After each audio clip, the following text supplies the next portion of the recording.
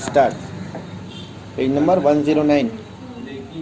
सभापति महोदय, वित्त मंत्री महोदय के बजट भाषण पर कई माननीय सदस्य अपने विचार व्यक्त कर चुके हैं।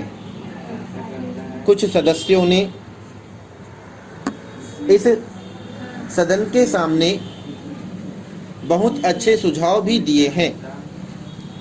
मैं भी इस संबंध में अपने विचारों से आप सभी को अवगत कराना चाहता हूं। सर्वप्रथम मैं कर ढांचे के बारे में अपने विचार इस सदन के सामने रखना चाहता हूं। बजट में करों में कुछ छूट दी गई है, किंतु कुछ चीजों पर कर बढ़ाए गए हैं जो आम आदमी के प्रयोग में नहीं आती हैं। वित्त मंत्री जी द्वारा करों में जो राहत दी गई है उससे गरीब लोगों को कुछ लाभ होगा। इसमें मुझे संदेह है। मेरे विचार से कर प्रणाली को बहुत सरल बनाया जाना चाहिए। कर इस प्रकार से लगाए जाने चाहिए जिससे आम लोगों पर इसका असर न पड़े।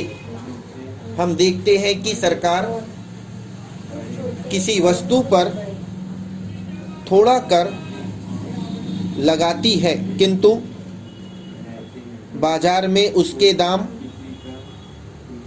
बहुत बढ़ जाते हैं। कर बढ़ाने के साथ साथ सरकार को यह भी कहना चाहिए कि किस किस वस्तु का दाम नहीं बढ़ाया जाएगा। सरकार यदि ऐसा नहीं करती है तो वस्तुओं के दाम बढ़ते जाते हैं और सरकार उसे रोक नहीं पाती है। सरकार को ऐसे कदम उठाने चाहिए जिससे देश की गरीब जनता को कुछ लाभ मिल सके। महोदय, यह प्रसन्नता की बात है कि सरकार का ध्यान मूल्यों को कम होने पर ज़्यादा है, अर्थात जो लगातार मूल्य वृद्धि हो रही है उसकी ओर सरकार का ध्यान जा रहा है। इस बात के लिए सरकार प्रयास भी कर रही है कि भविष्य में मूल्य वृद्धि न हो। बजट में भी इस बात का जिक्र किया गया है कि जो असंतुलन है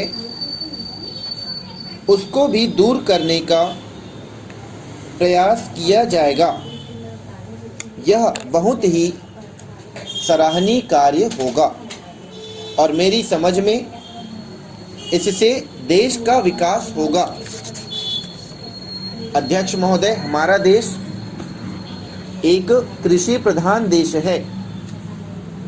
देश की अर्थव्यवस्था कृषि पर ही निर्भर करती है।